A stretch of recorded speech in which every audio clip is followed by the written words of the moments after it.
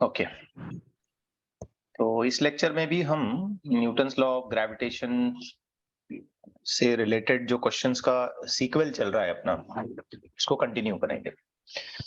मेरा ख्याल है ये थर्ड लेक्चर होगा जिसमें हम लॉ ऑफ ग्रेविटेशन पर बात करते जा रहे हैं और कुछ एक पॉसिबल क्वेश्चंस को हम डिस्कस करते जा रहे हैं। I have just made a kind of category के कैसे कैसे वैरायटी के क्वेश्चन हम इसमें ऐड कर सकते हैं। So let's start with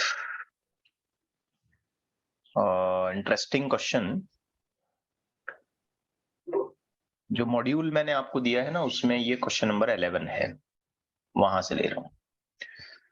okay, so let's start with this question. I guess ये क्वेश्चन किसी प्रीवियस एग्जामिनेशन में पूछा गया है। बड़ा ही इंटरेस्टिंग और कंसेप्चुअल क्वेश्चन है। इसमें कह रहा है कि gravitational force between a sphere of radius r and mass m and a point mass small m kept at a distance 2r from the centers of the sphere is f1। तो बेटा ये पहली सिचुएशन है जो मैं आपको पहले बना के बता देता हूं कि ऐसा कोई एक स्फीयर है लाइक दिस, और स्फीयर का डिस्क्रिप्शन बिल्कुल क्लियर है। इसका मास m है और इसका जो रेडियस है ये r है। अब इसके सेंटर से 2r डिस्टेंस पे एक और छोटा सा मास है, यू में से लाइक एक और छोटा सा मास है यहाँ स्मॉल m। बेटा समझने की बात है कि ये बाहर का डिस्टेंस r है, इसका रेडियस r है, तो ऐसे मिला करके ये 2r हो गया था और ये पूरा फुल अच्छा सॉलिड स्फीयर है। अब इनके बीच में अगर हमने ग्रेविटेशनल फोर्स निकाला तो वो जो ग्रेविटेशनल फोर्स आएगा एज पर क्वेश्चन वो आ रहा है F1। ठीक है, बिल्कुल इत्मीनान से चलेंगे हम लोग, आराम से चलेंगे, कोई दिक्कत नहीं है, कोई गड़बड़ नहीं है। तुम्हारे कंसेप्ट अच्छे से बिल्ड होने चाहिए इस हिसाब से। अब बेटा आप मुझे ये बताओ कि अगर हम इस F1 फोर्स को लिखना चाहते हैं तो हम कैसे लिखें? ध्यान से देखिए, G M M divided by distance 2r है तो उसका स्क्वायर करेंगे तो हो जाएगा 4r स्क्वायर। करेक्ट है यहां तक? Yes yes sir. यस। अब फर्दर ऑन ये कहता है कि अगर हम इस स्फीयर में से एक स्फेरिकल कैविटी को काट लेते हैं, जैसे कि यहां बताया, मतलब इस बड़े स्फीयर में से हमने क्या किया, एक पोर्शन को कट करके निकाल दिया, स्फेरिकल कैविटी यहां से हमने काट करके निकाल दी।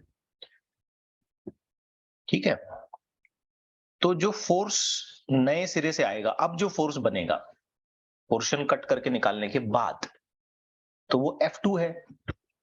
अब ये पूछ रहा है F1 F2 का रेशियो क्या है ना? तो जारी बात है बेटा, एक सिंपल बात ये समझो कि अगर मैंने यहां से कुछ स्फेरिकल कैविटी कट करके निकाली तो ऑब्वियस बात है इस बड़े स्फीयर का मास कम हो जाएगा। मास अगर कम हो गया तो फोर्स पे इफेक्ट पड़ेगा, उसका फोर्स डिक्रीज हो जाएगा। तो ऐसे कट करने वाले प्रॉब्लम्स को कैसे सॉल्व करें? यहाँ पर बहुत सारी चीजें हो सकती हैं, स्फीयर की बजाय डिस्क भी हो सकती है, कोई और दूसरी चीज हो सकती है। ये कैविटी यहां से नहीं काटते हुए यहाँ पीछे से भी काटी जा सकती है, ऐसे ऊपर से भी काटी जा सकती है। सो अलग अलग वैरायटी इसमें की जा सकती है। तो पहले एक सिंपल केस समझ लेते हैं कि अगर हमने यहाँ से इस स्फेरिकल कैविटी को कट करके निकाला तो फिर बचा हुआ स्फीयर और ये जो पॉइंट मास है इसका फोर्स F2 हो जाता है, तो हमें रेशियो निकालना है। सो फॉर सिंप्लिसिटी मैं एक डायग्राम यहां बना देता हूं, या लेट्स से कि इसी डायग्राम को हम कैरी करते हैं, सेम डायग्राम, बस मैं उसको दोबारा पुट अप कर देता हूं वहां पे और हम इसको कैरी करते हैं। सो ये सिचुएशन हो गई, अगली बारी। और अब इनके बीच में जो फोर्स आ रहा है क्वेश्चन के हिसाब से वो F2 है। क्या आप मुझे बोल सकते हैं कि F2 कितना होगा? थोड़ा सोचें। यस, नहीं बोल सकते तो बोल दें, नहीं बोल सकते हैं। इसका सही आंसर है कि हम ऐसा डायरेक्टली नहीं बोल सकते। ठीक है, मैं जस्ट क्वेश्चन इसलिए पूछ रहा था कि आप थोड़ा सा इसमें सोचना शुरू करें, क्योंकि इसमें दो बातों का प्रॉब्लम है। पहला तो ये कि जो मास हमने यहां से कट करके निकाला है उसका सेंटर यहां आता है, ये वाला, और उसका रेडियस अगर मैं गिनता हूं ना ये, तो उसका रेडियस आ जाएगा r/2, क्योंकि ध्यान से देखो उसने डायमीटर r बोला, डायमीटर r होगा, ये कैविटी का पोर्शन जो कट करके निकाला ना उसका डायमीटर r होगा, तो उसका रेडियस कितना हो जाएगा r/2। तो इसमें एक पहली दिक्कत ये है कि हमें एग्जैक्टली ये नहीं पता कि यहां से कितना मास कट करके निकाला गया है, हमें मास नहीं पता। दूसरी दिक्कत ये कि मास कट करके निकालने के बाद फोर्स कितना कम हुआ हमें ये भी नहीं पता, क्योंकि जो फोर्स कम हुआ होगा उसको हटा के, उसको माइनस करके ही F2 बचा होगा, या F2 का फाइनलाइजेशन किया जा सकता है। अब गौर से सुने कि हम इस कैविटी का मास कैसे निकालते हैं। तो इसका एक सिंपल सा मेथड है बेटा। देखो, जो मटेरियल कैविटी में से कट करके निकाला है उसकी डेंसिटी और पूरे स्फीयर की डेंसिटी तो सेम है ना, क्योंकि यहाँ कैविटी में से जो मटेरियल कट करके निकाला है वो पूरे स्फीयर का ही तो मटेरियल है। मान लीजिए स्फीयर लोहे का है, आयरन, तो कैविटी भी तो आयरन मटेरियल की ही निकाली गई होगी। Yes yes sir. Yes sir. Material same मतलब डेंसिटी सेम। फंडामेंटल पॉइंट याद रखिए, मटेरियल सेम मतलब डेंसिटी सेम। अच्छे से दिमाग में बिठाइए इसको। अगर किसी भी प्रॉब्लम में ऐसी कैविटी कट करके निकाली जाती है तो वहां मटेरियल सेम है, इसका मतलब डेंसिटी सेम है। अब मुझे आप बताओ डेंसिटी कैसे आइडेंटिफाई होती है। डेंसिटी होती है मास अपॉन वॉल्यूम। तो mass of cut portion of the sphere and volume of the cavity, यानी कि volume of the cut portion of the sphere is equal to mass of total sphere divided by volume of the total sphere. अच्छा, अब ये बताओ मास तो ठीक है, volume of the cavity कैसे लिखोगे? तो आंसर आएगा 4/3 पाई r/2 का क्यूब, अगर मैं गलत नहीं हूं, इज इक्वल टू r/2। समझा? रेडियस r/2 समझा सबको? Yes sir.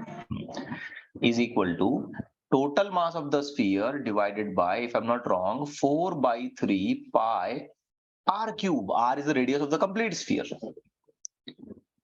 अब इसमें बहुत सारे फैक्टर्स कट जाएंगे, जैसे कि ये 4/3 पाई यहां से कट गया, ये r का क्यूब, ये भी r का क्यूब पूरा पूरा कट गया, और जो बचा वो कुछ इस तरीके से मास ऑफ कैविटी डिवाइडेड बाय, अगर मैं गलत नहीं हूं तो 1/8 इज इक्वल टू,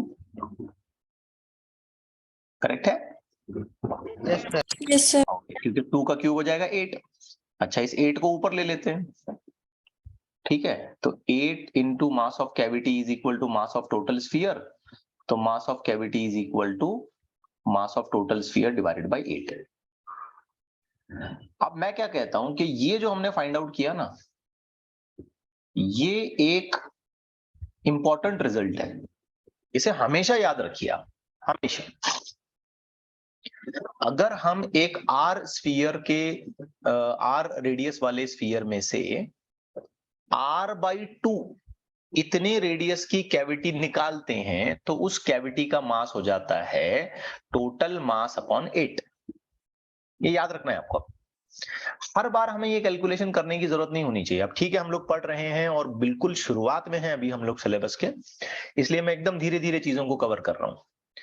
अगली बार ये ऐसे प्रॉब्लम आएंगे तो मैं ये सब नहीं समझाऊंगा, मैं सीधे बोलूंगा भाई इस कैविटी का मास m/8 है। What my point? ओके।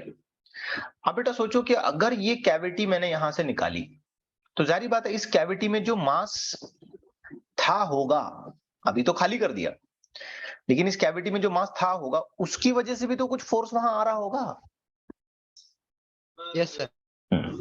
तो थोड़ा सोचते हैं कि ये कैविटी अपनी ऐसी छोटी सी कैविटी थी, कैविटी का सेंटर, कैविटी का रेडियस ध्यान से देखें तो r/2, और इसके आगे यहां बाहर ये मास अपना स्मॉल m, और ये r, और कैविटी का मास हो गया अब m/8। करेक्ट? ये सिचुएशन थी। Yes sir. ये कैविटी को मैंने यहां बना दिया, ठीक है? तो ये कंडीशन ऑफ कैविटी लिख देता हूं मैं यहां पे, कंडीशन ऑफ कैविटी। तो मैं जानना चाह रहा हूं कि यार कैविटी में जो मास था वो कितना फोर्स लगा रहा है। तो सोचो, FC इक्वल मतलब force due two cavity. Force due two cavity मतलब कैविटी में जो मास वहां था उसकी वजह से कितना फोर्स आ रहा था जब ये पूरा स्फीयर सॉलिड था तब। तो फॉर्मूला बताओ, G M की बजाय मास of cavity M/8 into small m divided bye, बेटा सोच के बोलो ये टोटल डिस्टेंस कितना होगा। सोच के बोलो, डिस्टेंस तो सेंटर से मेजर होता है, मतलब ये डिस्टेंस हो गया वो, यहां से लेकर के यहां तक, ये डिस्टेंस हो गया वो। R/2 + R। हाँ वेरी गुड, शाबाश, R/2 + R। तो R/2 + R कितना होता है? 1.5 R। 3R/2 चलेगा, 1.5 बोले तो भी चलेगा, इसका स्क्वायर। ठीक है, 3R/2 इसका स्क्वायर।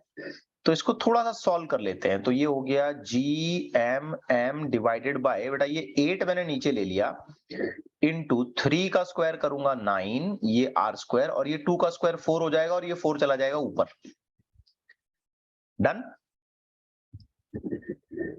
अब इसे सॉल्व करते हैं तो FC ये 4 और 8 कटा 2, 9 और 2 मल्टीप्लाई हुआ, कितना आया? 18 R²। तो बेटा कैविटी के अंदर जो मास था ना, अभी तो कैविटी है, अभी तो खड्डा हो गया वहां पे, निकाल दिया तुमने वहां से उसको, लेकिन कैविटी के अंदर जो मास था ना उसकी वजह से इतना फोर्स आ रहा था। ये बात दिमाग में आई सबके? Yes sir. आप सोचो कि अगर मैंने कैविटी बना दी यहां पे, यहां से मास निकाल दिया, तो जो रिमेनिंग पोर्शन है उसका फोर्स F2 में कैसे लिखूं? सोच के बोलना। F1 minus cavity. शाबाश, वेरी गुड बेटा, बहुत बढ़िया। F1 minus the force due two cavity, क्योंकि F1 फोर्स मतलब टोटल स्फीयर का फोर्स। टोटल स्फीयर के फोर्स में से अगर हमने कैविटी वाले फोर्स को माइनस कर दिया, सब्सट्रैक्ट कर दिया, तो जाहिर बात है बचे वाले पोर्शन का फोर्स वहां पे आ जाएगा। Yes yes sir. ओके, बहुत बढ़िया। अब हमारे पास सारे फॉर्मूलेज रेडी हैं। F1 हम लोग लिखते हैं GMM डिवाइडेड बाय, यहां पे हमें मिला 4R², ये माइनस GMM डिवाइडेड बाय, ये हमें कितना मिल रहा है? 18R²। करेक्ट है, अभी अभी हमने फाइंड आउट किया। तो हम इसमें से फैक्टर्स को कॉमन लेने लगते हैं, जैसे कि F2 इज इक्वल टू, हमने यहां से कॉमन लिया GMM डिवाइडेड बाई R², और ये हो गया 1/4 माइनस 1/18। ठीक है, एक कॉमन एलसीएम ले लेते हैं इसका। कॉमन एलसीएम मेरा ख्याल है 36 आ जाएगा। So that will work out as GMM divided by R का स्क्वायर। कॉमन एलसीएम आ गया बच्चों 36, 36 के हिसाब से 9 - 2। करेक्ट है, सही जा रहा हूँ? आता है ना एलसीएम? मैथ्स के साथ वैसे भी शिकायत थी भाई एलसीएम से लेके तुम्हारी। GMM डिवाइडेड बाई R² कितना आया ये? 7/36। तो फाइनली हमें पता चलता है कि F2 is equal to 7 GMM divided by 36 R²। अब क्वेश्चन में हमसे ये नहीं पूछा कि F2 कितना है, क्वेश्चन में हमसे ये पूछा है कि F1 F2 का रेशियो कितना है। ये रहा है हमारा क्वेश्चन, F1 F2 का रेशियो। तो let's find out the ratio, finish it off, खत्म करते हैं कहानी को। So F1 by F2 is equal to, अब F1 क्या था? GMM divided by 4R² divided by GMM divided by 7 GMM divided by 36 R²। GMM पूरा निपट गया यहां से, R² पूरा निपट गया। ये 4 और 36 कटेगा 9 से, 9 जाएगा न्यूमरेटर में, फाइनल आंसर आ जाएगा F1 by F2 is equal to 9/7। ये आ गया आपका final answer. Got the point? Yes sir. Yes. अब इसके स्टेप्स देखो क्या क्या है। स्टेप्स ये हैं कि पहले पूरे स्फीयर का काम कर लो, क्या फोर्स है उसका वो लिख दो। फिर ये पता करो कि कैविटी का मास कितना है। फिर ये पता करो कि कैविटी से कितना फोर्स आएगा। लेकिन कैविटी से जब आप फोर्स निकालोगे तो आपको इस बात पे ध्यान देना चाहिए कि कैविटी का फोर्स निकालने के लिए डिस्टेंस जो है वो कैविटी के सेंटर से लेना पड़ेगा, पूरे स्फीयर के सेंटर से नहीं। ये बड़ी इंपॉर्टेंट बात है। डिस्टेंस देखो कहां से कहां तक लिया हमने, पॉइंट मास से कैविटी के सेंटर तक।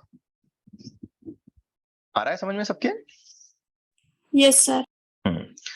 और फिर एक बार कैविटी का फोर्स आपको पता चल गया तो टोटल स्फीयर के फोर्स में से कैविटी के फोर्स को माइनस कर दो, जो बचा वो रिमेनिंग स्फीयर का फोर्स हो गया। अब रेशियो पूछा तो रेशियो निकालेंगे, या रिमेनिंग स्फीयर का फोर्स पूछा तो रिमेनिंग स्फीयर का निकाल लेंगे। ठीक है। अब बेटा मैं Yes. आपको एक क्वेश्चन Yes, sir. होमवर्क में दे रहा हूं, अच्छे से ट्राई करेंगे इसको। ठीक है। मान लेते हैं कि ये पूरा बड़ा सा सॉलिड स्फीयर था अपना, ऐसे अच्छा खासा। इसकी डिस्क्रिप्शंस हैं कि इसका मास m है और इसका रेडियस r है। इसके बिल्कुल सेंटर से इसके वही सारे कैलकुलेशन आप बेटा बना सकते हो। यहाँ पे टोटल जो डिस्टेंस है ये r और ये r, यहाँ एक छोटा मास रखा गया। और इस बार जो मैंने कैविटी बनानी है यहाँ पे, अब बहुत केयरफुली करना क्वेश्चन को, छोटा सा मैं चेंज कर रहा हूँ, आंसर डिफर करेगा। देखो अच्छा, ऑडियो वीडियो क्लियर है बिल्कुल, सबको साफ साफ सुनाई दे रहा है, कोई दिक्कत नहीं? Yes sir. ओके। अब हल्का सा इसमें मैंने चेंज करना है। पहले मैं पूरा बना देता हूं, उसके बाद मैं आपको बताऊंगा कि मैंने कैविटी कहाँ बनानी है इसकी। अब मैं कैविटी छोटी और बड़ी बना सकता हूँ, कैसी भी बना सकता हूँ, बट लेट्स टेक के इस बार जो कैविटी में बना रहा हूं वो एग्जैक्टली सेंटर में बना देता हूं। ये एक पहला तरीका हो गया मेरा। कैविटी जो मैं फ्रेम कर रहा हूं ये एग्जैक्टली इसके सेंटर ऑफ द स्फीयर के साथ मैं फ्रेम कर रहा हूं, और ये डिस्टेंस अभी भी ऐसे ही मेजर होगा। ठीक है। और जो कैविटी मैंने बनाई है ना, उस कैविटी का रेडियस है r/2। ये पहला होमवर्क हो गया आपका, कर पाओगे? Yes, sir. अच्छा ये बताना कि कैविटी का मास कितना होगा? m/8 m/2 m/8। हाँ ये भूलना नहीं है अभी। अगर कैविटी का रेडियस r/2 है तो उसका मास m/8 हो जाएगा। आप एक और होमवर्क में देता हूँ, जरा माइक ऑफ रखो बच्चों, किसी का ऑन हो गया देखो। ये सारी चीजें अपनी रिकॉर्डिंग पर हैं। Kalaburagi, take care.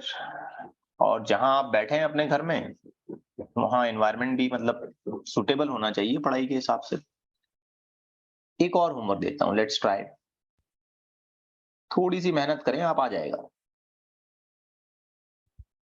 Let's say के एक इसी तरीके का स्फीयर है जिसके डिस्क्रिप्शंस फिर एक बार हम कहते हैं वही हैं। ओहो, I want to draw it in a very perfect manner. ये m, ये r, और ये स्फीयर की मैं शेडिंग कर दूं।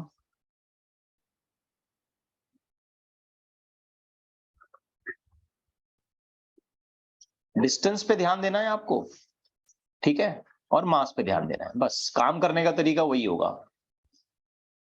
अब जो मैंने कैविटी बनानी है इसमें, ये मैं ऐसे ऊपर से बना दूं। यहां बना दिया मैंने कैविटी, इधर बना दी कैविटी। बेटा मान लेते हैं ये कैविटी आ गई लाइक दिस। सेंटर अभी भी वही है, सेंटर से अभी भी हम टोटल डिस्टेंस गिने तो अंदर की तरफ r, बाहर की तरफ r, और यहाँ पॉइंट मास अपना m है। और एज सच ये जो कैविटी बनी है इसका भी रेडियस अगर मैं निकालूं तो r/2 है। ठीक है। अब Yes. पहले ये बताओ कैविटी का मास कितना लोगे? m/8 m/8. लेकिन कैविटी का फोर्स निकालते वक्त डिस्टेंस ऐसे सेंटर से गिनोगे क्या कैविटी के सेंटर से गिनोगे? Cavity Cavity. के सेंटर छोटा सा पाइथागोरस कैलकुलेशन यहाँ पे करना पड़ेगा आपको, क्योंकि कैविटी के सेंटर से जो डिस्टेंस गिनोगे वो ऐसे गिनोगे। समझ रहे हो बेटा? Yes sir. Yes, sir. तो कैलकुलेशन में थोड़ा सा ट्विस्ट आ जाएगा। बाकी यहाँ डिस्टेंस गिनते वक्त तुमको अभी भी ओरिजिनल सेंटर से ही गिनना है, तो ये आसान है उसके मुकाबले में देखा जाए तो ये दोनों क्वेश्चन आपके होमवर्क में मैं छोड़ देता हूँ, आप इसको अच्छे से ट्राई करेंगे। मैनेजेबल है ना? Yes. ओके। एक और क्वेश्चन देखते हैं जो शायद ये भी रिपीटेड है, एग्जामिनेशन में पूछा गया है। Question number 16। मैं काफी स्लो हूं इन चीजों को पढ़ाते हुए बिकॉज हमारी जो सिलेबस की कवरेज है वो बिल्कुल अभी अपने स्टार्टिंग फेज में है। जैसे जैसे हम बहुत सारी चीजों को फेमिलियर होते जाएंगे और कंसेप्ट हमें और अच्छे से समझ में आएंगे तो हम अपनी स्पीड को थोड़ा सा पुश करेंगे, मतलब और ज्यादा स्पीड से हम चीजों को आगे कैरी करने की कोशिश करेंगे। Now let's see question number 16. There are two balls each of mass m and they hung side by side. आजू बाजू में दोनों बॉल्स को हमने ऐसे लगा रखा है by two threads of equal length L. If the distance between the upper ends is R, upper end से distance उसका R है, show that the distance R dash between the centers of the ball now is this much. Okay, तो एक relation हमें ये establish करने के लिए कह रहा है। तो फॉर एग्जाम्पल इसकी शुरुआत हम ऐसे करते हैं कि एक रूफ है, सीलिंग जिसे हम कहेंगे, रिजिड सपोर्ट, और इससे हमने क्या किया, ये ऐसे दो बॉल्स जो है हमने अटैच करके छोड़ दिए। One of them is this one and another is this. Question को बहुत केयरफुली आपको पढ़ना चाहिए। तो वो सजेस्ट कर रहा है कि जो ऊपर का डिस्टेंस है यहां से लेके यहां तक, बेटा ये डिस्टेंस r है, ये लेंथ l है और ये दूसरी वाले ऑब्जेक्ट की लेंथ भी l है, और इंडिविजुअली देखा जाए तो इनके जो मासेस है ना वो m और m है। लेकिन फिर ये कौन से r डैश डिस्टेंस की बात कर रहा है? Show that distance r dash between the centres of the ball. तो बेटा क्या सेंटर्स ऑफ द बॉल के बीच में का डिस्टेंस कुछ चेंज हो जाएगा क्या? Yes, Yes. sir. वो भी तो r रहना चाहिए, लेकिन चेंज होगा ऐसा लगता है तुमको? Yes sir. क्यों चेंज होगा? सर मूवमेंट करेंगे, क्यों मूवमेंट करेंगे? सही जा रहे हो, वेरी गुड, बिल्कुल सही जा धागे रहे हो। पे लटके, क्या करेंगे? Yes, धागे पे लटके हुए।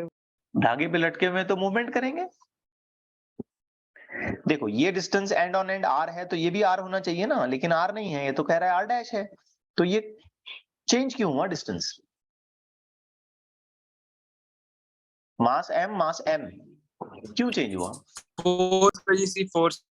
हाँ बेटा, ये दो मासेस हैं, दो मासेस अंडर ग्रेविटी एक दूसरे को क्या करेंगे, ग्रेविटेशनल इफेक्ट में एक दूसरे को क्या करेंगे? Attract. अट्रैक्ट करेंगे। तो क्या ये थोड़ा थोड़ा सा नजदीक आ जाएंगे, हल्का हल्का सा, ये थोड़ा सा इसकी तरफ आ जाएगा, ये थोड़ा सा इसकी तरफ आ जाएगा, उसकी वजह से दोनों के दरमियान में ना नया डिस्टेंस क्रिएट होगा, और उस नए डिस्टेंस को एज पर क्वेश्चन जो है ना इसने क्या बोला, r डैश बोला। आ रहा है समझ में क्या कह रहा हूं मैं? तो पहले तो ये समझना जरूरी है कि इनके बीच में डिस्टेंस बदला क्यों, क्यों बदला भाई इन दोनों के बीच का डिस्टेंस? Gravitational gravitational force. अच्छा ये दोनों नजदीक आएंगे क्या दूर जाएंगे? नजदीक आए। नजदीक आएंगे। सिमिलर कैटेगरी का प्रॉब्लम हम इलेक्ट्रोस्टैटिक्स में सॉल्व करेंगे आगे 12th में जाने के बाद। हम बोलेंगे कि भाई यहाँ पे चार्जेस लगे हुए हैं, अगर एक पे मैंने पॉजिटिव और दूसरे पे नेगेटिव चार्ज लगाया तो अट्रैक्ट करेंगे, लेकिन अगर मैं दोनों पे पॉजिटिव पॉजिटिव या नेगेटिव नेगेटिव चार्ज लगाता हूं तो ऐसे रिपेल करके दूर जाएंगे। सिमिलर प्रॉब्लम, सेम आइडियाज, ठीक है। तो यहाँ हम थोड़ा सा स्लो स्लो करके कंसेप्ट्स बिल्ड करेंगे, लेकिन जैसे हम आगे जाएंगे हमारी दिमाग में सारी चीजें अंडरस्टैंडिंग लेवल पर पहुंचती हैं, तो उसके बाद फिर हम स्लो होना अफोर्ड नहीं करेंगे। बहरहाल तो हमें पता चलता है कि ये हल्का सा थोड़ा सा नजदीक आ जाते हैं। तो just to show you in a diagrammatic way, मैं थोड़ा सा इसे ज्यादा ही नजदीक दिखा देता हूं ताकि एक डायग्राम में हमें फील आ जाए कि भाई ये नजदीक आ गए हैं। ये ऐसे इतना ज्यादा नहीं आने वाले नजदीक, समझ आ रही है बात? लेकिन एक डायग्रामेटिक फील के लिए हम ऐसे दिखा रहे हैं। तो चलो मानते हैं कि अब इनके बीच का जो डिस्टेंस है ना वो कितना हो गया, R dash. Got my point? But मेरा इंटरेस्ट ये जानने में है कि ये डिस्टेंस कितना है और ये कितना है, सोच के बताएं। देखो पहले कितना था टोटल, R. r, अब कितना है, R dash. मतलब r में से r डैश को माइनस करूंगा तो ये और ये आ जाएगा। Yes. हाँ तो ये कितना होना चाहिए? R minus R dash. गलत गलत गलत, सोचो। r minus r dash by 2, आधा इधर, R plus R dash R upon dash by 2, आधा उधर। क्या कहते हो? एक और जगह Yes, गलती हो रही थी, आधा इधर आधा उधर आएगा ना। R minus R sir. Dash का फर्क जरूर पड़ेगा। अगर ये 10 मीटर था, अब ये मान लो 6 मीटर है, तो 4 मीटर का फर्क पड़ा, लेकिन उस 4 मीटर में का 2 मीटर इधर जाएगा और 2 मीटर इधर जाएगा। क्या कहते हो? Yes, sir. अच्छा, अब स्ट्रिंग कुछ एंगल जरूर बनाएगी। ये वाला एंगल थीटा हो जाएगा, ये वाला एंगल भी थीटा हो जाएगा। अगर ये मासेस अलग अलग वैल्यूज के होते हैं, इनका मैग्नीट्यूड अलग अलग होता, तो ये एंगल भी अलग अलग बनते। याद रखना, प्रॉब्लम को और टफ किया जा सकता है। फिलहाल तो ये सेम मासेस हैं, तो सारी चीजें सिमेट्रिकली चल रही हैं। ओके, बहरहाल यहां पे स्ट्रिंग ने कुछ एंगल बनाया, यहां भी कुछ एंगल बनाया। हमको यहाँ एक इंटरेस्टिंग सी चीज देखने मिली कि यहाँ पे रफली एक राइट एंगल बन रहा है, दिखा? Yes, sir. इसमें आप क्या करो, tan थीटा लिखो, tan थीटा। बताओ तो क्या लिखोगे? R minus R R dash. minus R dash upon 2. R minus R dash divided by 2 divided by L, correct है? Yes, sir. तो पता चला tan theta is equal to R minus R dash divided by 2L। चलो भाई, एक relation यहां हमने establish करके रख ली ताकि आगे हमें ये काम में आएगी। अब जरा दूसरे पॉइंट ऑफ व्यू से सोचते हैं। देखो, इस स्फीयर का जो वेट है वो नीचे आएगा, करेक्ट है? Yes, mg। इस धागे में, थ्रेड में टेंशन आएगा, धागे में टेंशन आएगा, क्योंकि वो ऐसे अट्रैक्ट हो रहे हैं तो धागा थोड़ा सा तनेगा ना। Yes, sir. इसके साथ साथ हम ये देखेंगे कि इन दोनों स्फीयर्स के बीच में ऐसा ग्रेविटेशनल फोर्स आएगा। ठीक है, एक इधर से भी आएगा, एक उधर से भी आएगा। मैं एक तरफ का भी बता दूं तो काफी है। तो ये ग्रेविटेशनल फोर्स आएगा इधर ऐसे, पक्की बात? Yes, sir. Yes, sir. अब सोचो, अगर हमने इसके कंपोनेंट्स को रिजॉल्व करना शुरू किया तो इस टेंशन का एक पॉसिबल कंपोनेंट बेटा मैं ऐसे ऊपर बना सकता हूं और एक पॉसिबल कंपोनेंट इधर बना सकता हूं। यहां एंगल थीटा है तो यहां भी थीटा लिखना पड़ेगा। सही जा रहे हैं? यस, ये Yes, sir. टेंशन की, yes, sir. ठीक है। कंपोनेंट्स के लेबल बताइए। ये वर्टिकल ऊपर वाला क्या कंपोनेंट होगा? T cos theta. Very good. और ये हॉरिजॉन्टल वाला? T sin theta. T sin theta. T sine theta. अब ये एक दूसरे को जितना अट्रैक्ट करना था उतना कर लिए, जितना भी नजदीक आना था आ गए। अब तो इक्विलिब्रियम में है, मतलब बैलेंस कंडीशन में है अब ये। Yes, sir. हाँ, अगर ये बैलेंस कंडीशन में है तो क्या इसका मतलब ये लिखा जाए कि T sine theta is equal to gravitational force, हाँ. और ऊपर की तरफ T cos theta is equal to mg, यही लिखा जाए? Yes, sir. Yes, sir. ऊपर नीचे आगे पीछे बैलेंस हो गया, क्योंकि अब तो ये आके ऐसे रुक जाएगा, ये दोनों मासेस एक दूसरे को अट्रैक्ट करेंगे और ऐसे आके रुक जाएगा। अब ना उधर जा रहा है, ना इधर जा रहा है, ना नीचे जा रहा है, ना ऊपर जा रहा है, बैलेंस है। अब बेटा मुझे आप ये बताओ कि मैं ग्रेविटेशनल फोर्स कैसे लिखूं? How do I right gravitational force? GMM. Very good. m यानी कि m का square divided by R square. r square नहीं है, R dash. R dash. का स्क्वायर। करेक्ट जा रहे हैं? Yes, sir. Yes, sir. आप क्या करते हैं, ये जो साइन थीटा और कॉस थीटा है ना, चलो इसको हम नाम दे देते हैं 1 और इसको नाम दे देते हैं 2। अब आप क्या करो, 1 डिवाइडेड बाई 2 कर दो। चलो do it, 1 divided by 2। 1 divided by 2 करेंगे तो ये हो गया बेटा T sine theta divided by T cos theta. बहुत सारे प्रॉब्लम्स में हम इस तरीके का अप्रोच करते हैं, जहां साइन और कॉस आता है ना तो हम अक्सर उसका डिवीजन कर देते हैं, अक्सर, ताकि एक एंगुलर रिफॉर्मेशन वहां पे की जा सके और साइन और कॉस का डिवीजन हमको tan थीटा में रिजल्ट हो। So let me continue writing here, this will become G M का स्क्वायर डिवाइडेड बाई, ये हो गया r डैश का स्क्वायर डिवाइडेड बाई, यहां पे आ गया ये mg, करेक्ट है। अब जो जो फैक्टर कट सकते हैं काटो, ये कटा, ये कटा, ये m की एक पावर कट गई, यहां से ये m कट गया। Now tell me sine upon cos क्या रिजल्ट करेगा? 10. tan Tan theta theta. यहाँ बच गया g small m divided by, अगर मैं ठीक से लिखूं तो ये हो गया r डैश का square into small g। Correct है? Yes, sir. Yes, sir. But आप यहाँ ये चीज देखो ना, ये एक रिलेशन हमने ऑलरेडी बनाई है tan थीटा के लिए। This is what the relation we have already established. तो यहां से क्या करेंगे, ये tan थीटा हटा करके ये पुट अप कर देते हैं। So what I can write now, r minus r dash divided by 2l, है ना, tan थीटा मैंने हटा दिया बेटा वहां से, Yes, sir. Equal to g small m divided by r dash का स्क्वायर इनटू g। ठीक है, सही जा रहे हैं? Yes. अब इसे सिर्फ हमें रीअरेंज करना है। तो देखो यहां हमें कुछ ऐसा ऑब्टेंड करना है, ये एक्सपेक्टेड है रिजल्ट हमारा। अब इसको रीअरेंज कर लो, इसको रीअरेंज करते हैं बिल्कुल उसी अंदाज में करते हैं जैसे हमें ये गिवन है। So this can be now written as g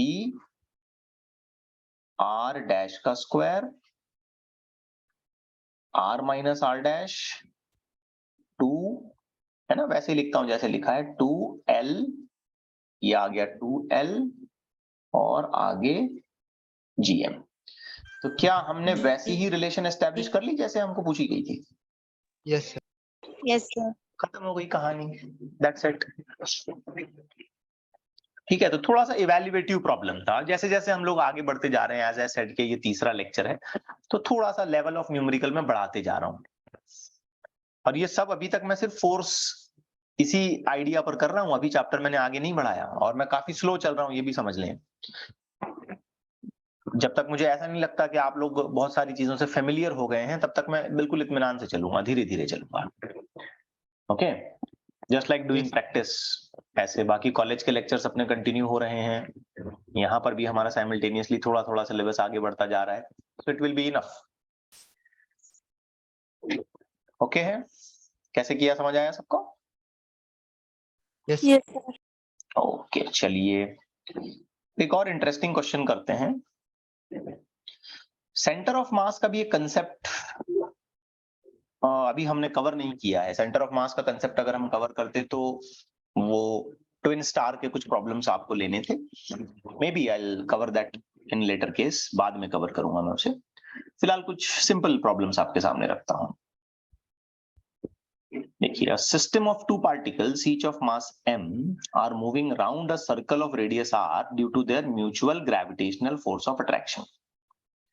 Find the minimum time period of motion such that they are not being thrown tangentially. ये मामला क्या है मैं आपको बताता हूं। होता ये है, let me consider a circle first. पहले मैं एक सर्कल बना देता हूं।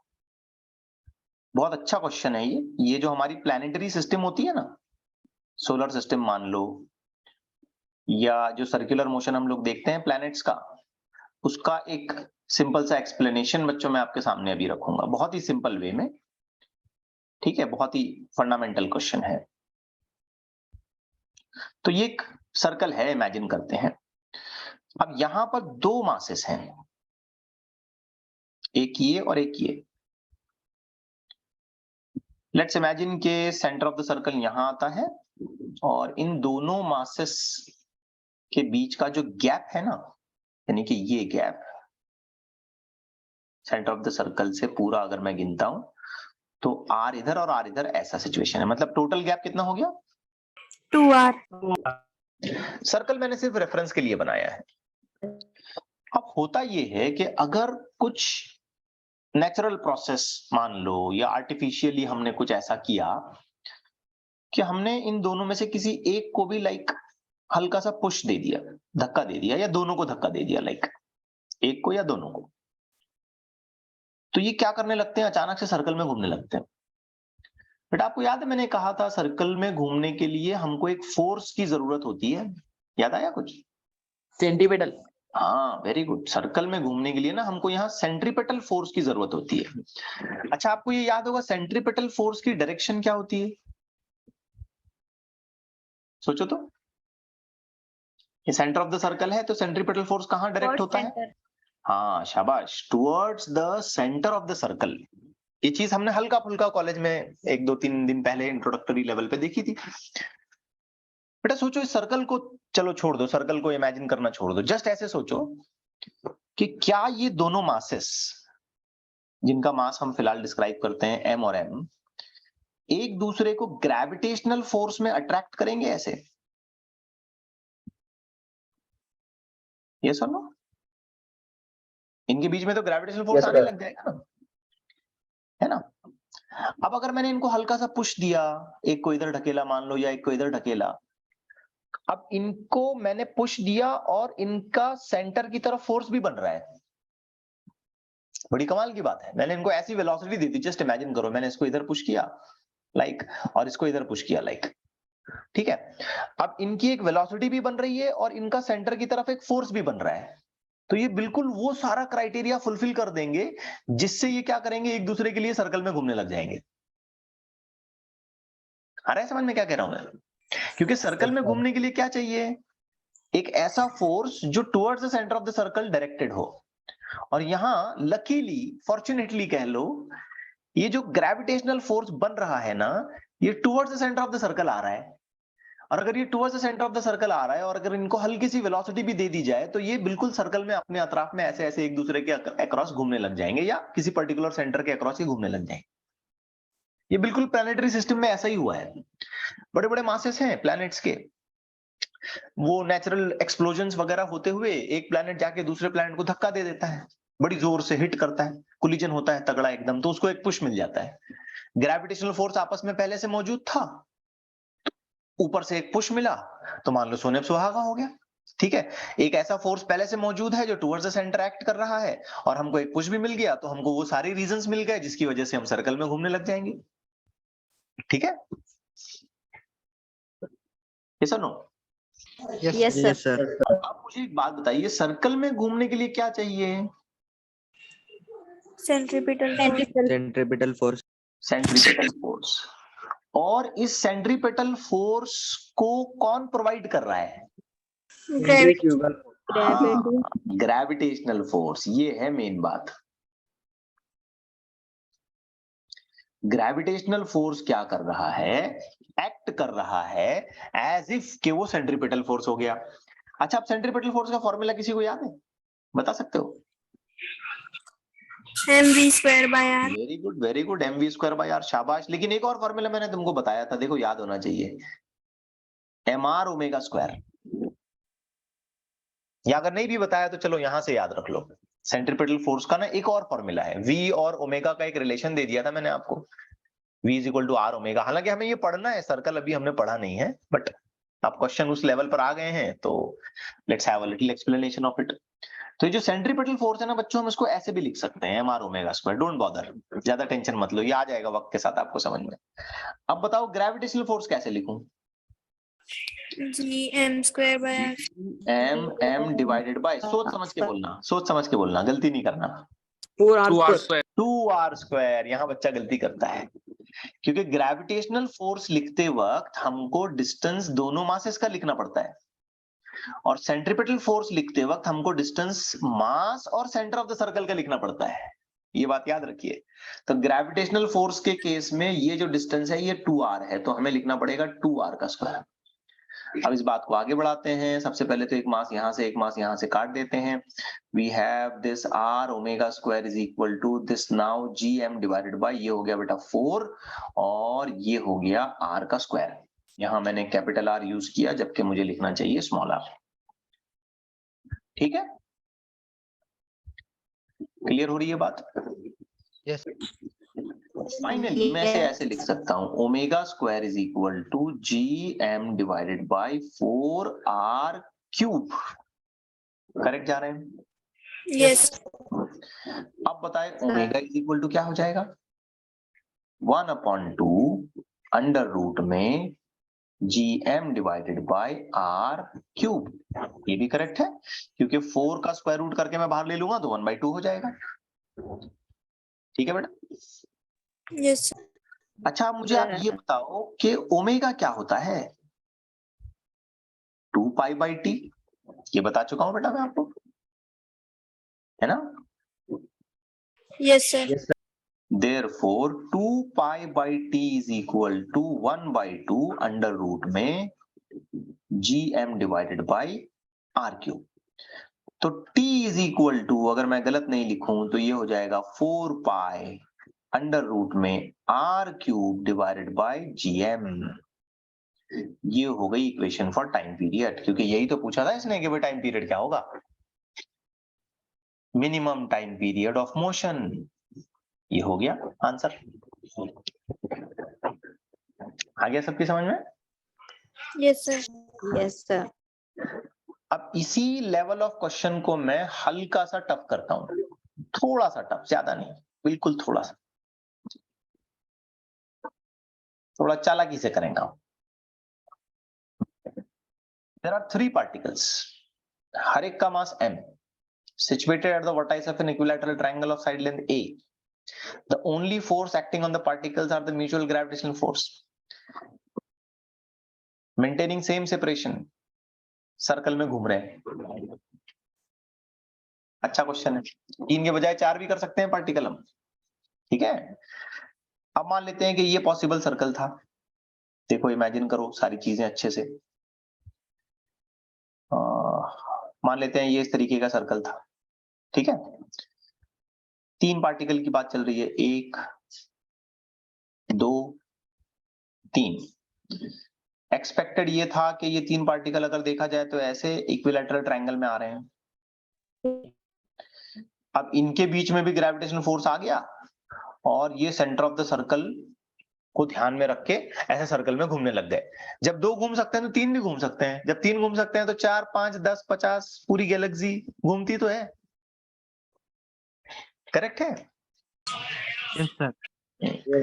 अच्छा, इनका सेपरेशन जो साइड लेंथ है ना, ये a है, ये वाला मास m है, ये वाला मास भी m है, ये वाला मास भी m है, बराबर। अब बहुत केयरफुली काम करना चाहिए, ध्यान से सोचना। देखो बेटा, इस पे जो ग्रेविटेशनल फोर्स आ रहा है ना, वो इधर आएगा, इधर और इधर आएगा। क्या कहते हो? Yes, sir. ठीक है। और ये वाले फोर्सेस मैं लिख सकता हूं F और F। और अगर मैं थोड़ा सा चालाकी से काम करूं तो जो नेट ग्रेविटेशनल फोर्स आएगा ना, वो बराबर सेंटर ऑफ द सर्कल पे ही जा रहा है। F resultant. क्या कहते हो बेटा? Yes, sir. Yes, sir. आपसे ये सुनना चाहता हूं कि F रिजल्टेंट कितना है। Root 3f. Very good. √3 का square divided by a square. बहुत बढ़िया, वेरी गुड वेरी गुड। क्योंकि इस तरीके के प्रॉब्लम हमने वेक्टर एडिशन में सॉल्व किए थे। इसी ग्रेविटेशन का पहला जो लेक्चर था, पहला या दूसरा, जहां पे मैंने प्रॉब्लम्स लिए थे डीलिंग विद वेक्टर एडिशन, वहां पे मैंने सॉल्व करवाया था। देखो, चीजें अगर प्रीवियस की याद है तो आगे के बड़े प्रॉब्लम्स आसान होते हैं ना। यस, सभी को समझ रहा है √3 कैसे आया? Yes, sir. ये फोर्स इधर एंगल 60 डिग्री होगा। एंगल अगर 60 डिग्री हो जाता है तो वेक्टर एडिशन करनी पड़ेगी। f का स्क्वायर प्लस f का स्क्वायर प्लस 2f f का स्क्वायर cos 60। cos 60 हो जाएगा हाफ। सॉल्व करोगे आंसर √3 के प्रोपोर्शन में आएगा। आप चाहें तो पिछला लेक्चर देख सकते हैं जाके। अब लकीली ऐसा हो रहा है कि ये फोर्स बराबर सेंटर पर आ रहा है, ये फोर्स सेंटर पर आ रहा है। सही है? Yes. अब फिर एक बार बात यही लिखनी पड़ेगी कि हमें अगर इन्हें सर्कल में घुमाना है तो इसके लिए हमें क्या चाहिए? Centripetal force. और वो हमें यहाँ कौन प्रोवाइड करेगा? ग्रेविटेशनल फोर्स प्रोवाइड करेगा। Very good.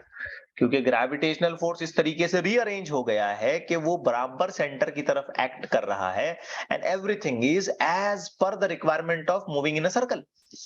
अच्छा, अब सेंट्रीपिटल फोर्स के फॉर्मूले में से 2 फॉर्मूले हैं, उसमें से हमें फिलहाल वेलोसिटी निकालनी है। तो कौन सा फॉर्मूला यूज करेंगे?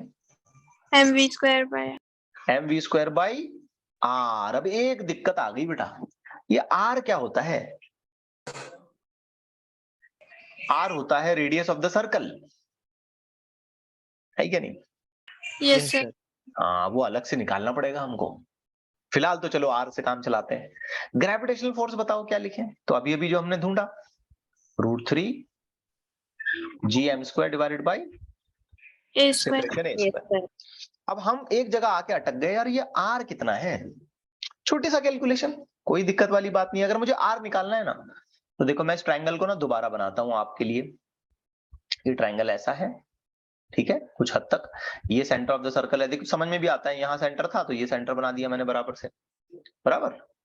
और जो मासेस हैं, एक इधर है मास, एक इधर है, एक इधर है। अब यहां से इस पर परपेंडिकुलर निकाल दो, तो ये नीचे का डिस्टेंस तो a/2 हो जाएगा, यहां से लेके सेंटर तक का ये डिस्टेंस r हो जाएगा। ऑब्वियस बात है, ये एंगल है 30 डिग्री। अब आप वाकई यहाँ पे अगर r निकालना चाहते हो तो सिंपली आप cos ऑफ 30 लिखो। cos 30 क्या होगा? a/2 divided by r। cos 30 क्या हो गया? √3 divided by 2 is equal to a divided by 2r। 2 factor यहां से कट गया, therefore r is equal to a/√3। Done? Yes, sir. छोटा सा कैलकुलेशन है। अब मैं क्या कहता हूं कि इस तरीके के कैलकुलेशन ना हमने दिमाग में फिक्स कर लेना है, याद रख लेना है इनको। हर बार हम आके यहाँ टाइम पास नहीं करना चाहेंगे। अब जैसे मास का अभी हमने याद रखा कि भाई स्फेरिकल कैविटी निकाली r/2 रेडियस की, तो उसका मास m/8 हो जाता है। ये हमने जैसे याद रखा कि ट्रायंगुलर पोर्शन में अगर फोर्स आएगा तो वो √3 के हिसाब से आएगा। तो वैसे ही अगर ट्रायंगुलर पोर्शन में एज अ सर्कल अगर इसी चीज का रेडियस निकालना है तो वो a/√3 होता है। खत्म बात, है ना? Yes, sir. आइए, ये मास फैक्टर यहां से कटा, इसकी एक पावर चली गई, तो बेटा ये हो गया v² डिवाइडेड बाय r हटा दो, r की जगह लिखो a/√3 इज इक्वल टू, यहां भी है √3 g, ये m और ये नीचे हो गया a का स्क्वायर। थोड़ा बहुत तुमको समझ में आए और सिंप्लीफिकेशन अच्छे से, इसलिए एक और स्टेप बढ़ा देता हूं। √3 gm divided bye a²। Now जो चीजें कैंसिल हो सकती हैं कैंसिल कर दो, √3 से कटा, ये a और ये यहाँ की एक एक पावर कट गई। v का आंसर आया अंडर रूट में gm/a। दैट्स इट, ये आंसर आ जाएगा इसका। क्लियर है बात? Yes, Yes, sir. yes, sir. आइए एक और वैरायटी का क्वेश्चन करते हैं, एक और अच्छा क्वेश्चन करते हैं। अब यहाँ मैं आपको क्वेश्चन नए सिरे से बना के दे देता हूं एज एन एग्जाम्पल, अच्छे से ट्राई करें। मान लेते हैं बच्चों कि हमारे पास एक ऑब्जेक्ट है 6 किलोग्राम का, 6 किलोग्राम, और इसके बिल्कुल सामने एक दूसरा ऑब्जेक्ट है 4 किलोग्राम का। इन दोनों के बीच का गैप आप कह सकते हो 2 मीटर है। चलिए 2 मीटर गैप है, let's have an imagination. Due to gravity क्या ये एक दूसरे को अट्रैक्ट करेंगे? Yes. Yes, ये फर्स्ट मास है और मान लेते हैं सेकंड मास है। अच्छा, अगर ये ड्यू टू ग्रेविटी एक दूसरे को अट्रैक्ट करते हैं तो क्या हल्का फुल्का थोड़ा सा चलने की कोशिश करेंगे? Yes, sir. yes, है ना, कोशिश तो करेंगे। हालांकि ये बहुत कम मासेस हैं, इतना ज्यादा फोर्स नहीं आएगा कि ये वाकई चल पड़े, लेकिन एक अटेम्प्ट जिसको कहेंगे उतना तो यहाँ फोर्स आ रहा है और ये चलने की कोशिश कर रहे हैं, मतलब एक्सेलरेशन आएगा। Yes, sir. हाँ, तो मैं आपसे क्वेश्चन कर रहा हूं, find acceleration of first mass and acceleration of second mass. दोनों मासेस का ना आपको एक्सेलरेशन निकालना है कि कौन सा मास कितने एक्सेलरेशन से अट्रैक्ट होगा, क्योंकि मैं अब इसी बात को कैरी करूंगा आपको समझाने के लिए acceleration due to gravity in the coming class. हाँ, थोड़ी देर लेक्चर स्ट्रेच कर रहा हूं, चलेगा? एक 10 मिनट सिर्फ। yes, sir. Yes, sir. बहुत हो रही है, बट Okay, sir. स्ट्रेच करना चाहता हूँ, ये बात निकली है तो इसको अच्छे से पूरा कर लेते हैं। अब देखिए, इस तरीके के प्रॉब्लम में जहां हमें एक्सेलरेशन निकालना है ना, सबसे पहले हमें फोर्स निकाल लेना चाहिए। तो let's try to calculate force. चलिए थोड़ी तेजी से बताएं, क्या आएगा? जी 6 6 into 4, 2 का 2 Four. m square. 2 का square. जी की वैल्यू क्या है? 6.673 into 6.6 by करोगे तो कैलकुलेशन लंबा हो 40 जाएगा। by 6. 40/6. 40/6 into 10 to the power -11, फिर ये 6, ये 4 और ये भी 4। तो मैंने जानबूझ के डेटा थोड़ा सिंप्लीफाई करने के हिसाब से चॉइस किया। 6 से कटा, 4 से कटा, तो आपको यहाँ म्यूचुअल फोर्स जो मिला वो कितना मिला? 40 into 10 to the power -11 Newton. Correct है? सही है। अब बेटा सोचो, दोनों मासेस पर इतना ही फोर्स आएगा? ये बात बड़ी अहम है। दोनों जो मासेस होते हैं ना, उन पे फोर्स सेम आएगा। मैंने आपको लास्ट टाइम भी बताया था इन प्रॉपर्टीज ऑफ दिस फोर्स कि फोर्स सेम आता है, म्यूचुअल फोर्स है ये, इक्वल अपोजिट। लेकिन दोनों मासेस पर एक्सेलरेशन अलग अलग होगा, ये भी अहम बात है। Acceleration different, force same. अब आप बोलेंगे सर ऐसा कैसा, एक्सेलरेशन कैसे डिफरेंट होगा? देखो, बड़ा सिंपल सी बात होती है बेटा। फोर्स लिखते कैसे हैं ये आप 9th 10th में भी पढ़ चुके हैं। Mass into acceleration. Very good. Mass पहले वाले का और एक्सेलरेशन भी पहले वाले का लिखोगे, और जब सेकंड के लिए कैलकुलेट करोगे तो मास दूसरे वाले का और एक्सेलरेशन भी दूसरे वाले का लिखोगे आप। क्या कहते हो? Yes, sir. अब फोर्स तो भाई सेम है, तो 40 into 10 to the power -11। अब पहले वाले का मास कितना बताया? 6, एक्सेलरेशन A1, तो A1 एक्सेलरेशन आ गया 40/6 into 10 to the power -11। Solve करूंगा, आंसर आएगा 6.63 into 10 to the power -11 metre per second square. दूसरे वाले के लिए सॉल्व करूंगा तो 40 into 10 to the power -11 is equal to 4 into A2। therefore A2 is equal to 40 into 10 to the power -11 divided by 4। तो finally second वाले का acceleration आ गया 10 into 10 to the power -11 metre per second square.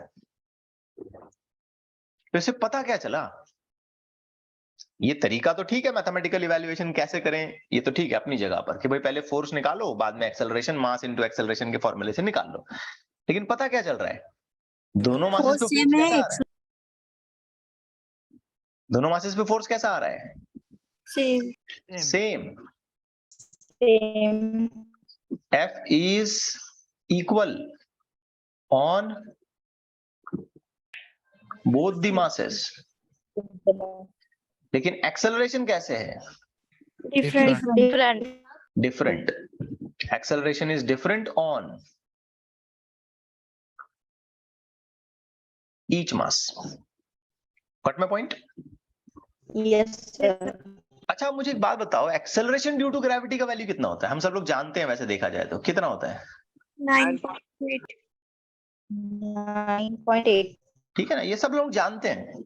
मतलब यही तो होता है acceleration due to gravity. अब किसी चीज को छोड़ दें ऐसे तो जमीन उसको खींचती है अपनी तरफ, तो कितने एक्सेलरेशन से खींचे? अब इसको निकालते हैं। एक सिंपल एग्जांपल तुम्हारे सामने रखता हूँ, 5 मिनट, ठीक है, एक्स्ट्रा थोड़ा सा। रेडी है ना सब लोग? Yes, sir. Yes, sir. Yes. तो मान लेते हैं बेटा, एक एग्जाम्पल में हम लोग ये मानते हैं कि ये अर्थ है, ठीक है। अर्थ के डिस्क्रिप्शन बड़े सिंपल होते हैं, मतलब अर्थ के डिस्क्रिप्शन याद रख लो। मास अर्थ का होता है 6 into 10 to the power 24 kilogram, और अर्थ का जो रेडियस होता है ना, ये 6400 into 10 to the power 3 metre. ये भूलना नहीं, कितना होता है। अब अर्थ के सामने से, यहां से मान लो सरफेस पर, ठीक है, सरफेस पर ही जस्ट इमेजिन करो, सरफेस से थोड़ा सा निग्लिजिबल डिस्टेंस ऊपर एक दूसरा मास है, सिंपल कर देते हैं इसको 1 किलोग्राम का।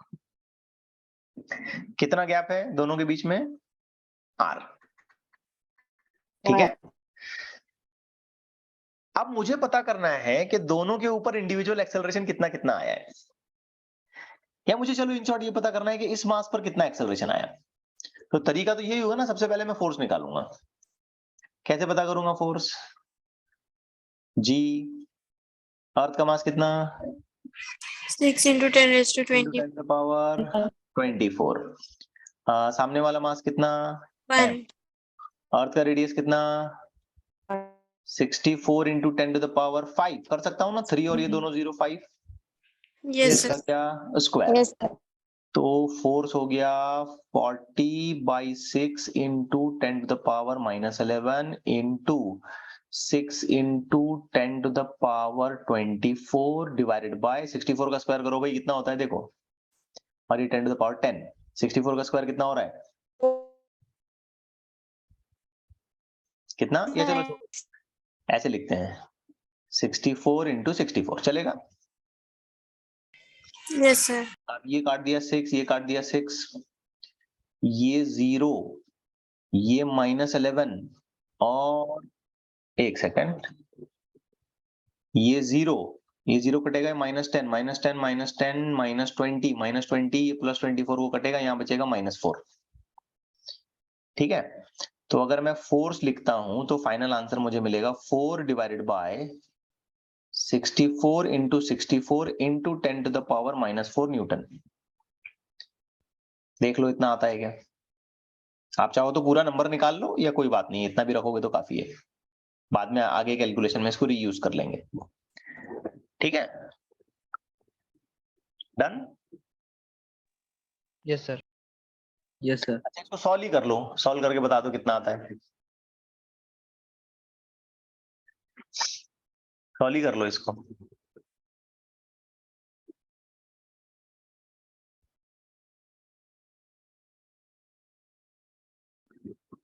फोर 64 काट दो, 16 into 64 का इनवर्स कर लो, बोल दो, और 10 to the power -4 जैसा है वैसे रहने दो, कोई टेंशन मत लो उसका। अरे -4 नहीं, +4, सॉरी सॉरी सॉरी, +4 आएगा, +4, क्योंकि 24 प्लस में है ना, ये 10, ये 100 हो गया, ये भी 10 हो गया 0 कट होने के बाद, 10 10 20, माइनस में 20 और प्लस में 24, तो +4 बचेगा। अभी सॉल्व करके बताओ कितना आता है, जल्दी से करना।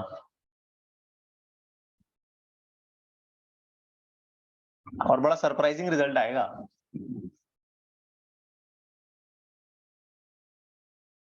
मुझे आंसर पता है, डायरेक्ट लिख दूंगा मैं चाहता हूं थोड़ा कैलकुलेट करो, सरप्राइजिंग रिजल्ट आएगा।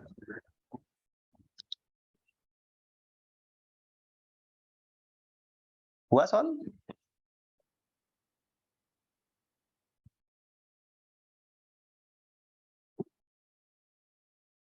यस,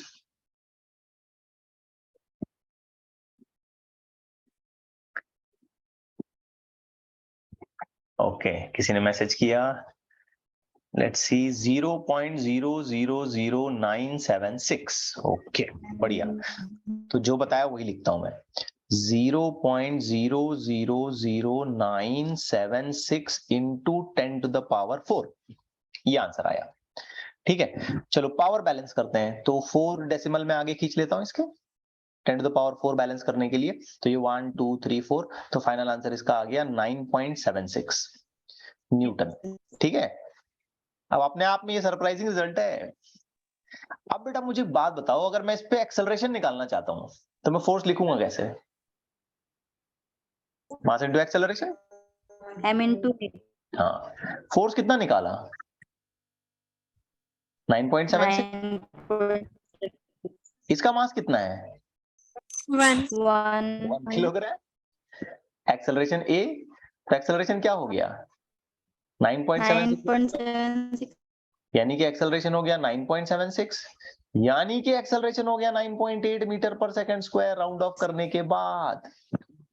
yes sir तो ये अर्थ किसी भी चीज को अपनी तरफ कितने एक्सेलरेशन से खींचती है, 9.8। 9.8 तो कांग्रेचुलेट करने की बात है, तुमने एक्सेलरेशन ड्यू टू ग्रेविटी का प्रॉब्लम सॉल्व कर दिया आज। हमेशा सिर्फ पढ़ते आ रहे थे, आज निकाल लिया कि वाकई कितना एक्सेलरेशन आता है। समझे नहीं समझे? अब इस चीज को अगर मैं छोड़ूंगा तो ये चीज जमीन के ऊपर गिरने लग जाएगी, और अगर गिरेगी तो कितने एक्सेलरेशन से गिरेगी, 9 पॉइंट। अच्छा मैं इसको उल्टा भी कर सकता हूं, आपसे भी पूछूं कि अर्थ पर कितना एक्सेलरेशन आया। देखो ऊपर से चीज अगर नीचे गिर रही है तो टेक्निकली सोचा जाए तो अर्थ भी उस चीज की तरफ अट्रैक्ट होनी चाहिए, लेकिन अर्थ साइज में इतनी बड़ी है, इतनी बड़ी है कि प्रैक्टिकली ऑब्जेक्ट्स ही अर्थ के ऊपर गिरते हैं। रिवर्स भी तो हो सकता है ना। फनी है, बिल्कुल अजीब सी बात है ये अगर सोचा जाए तो।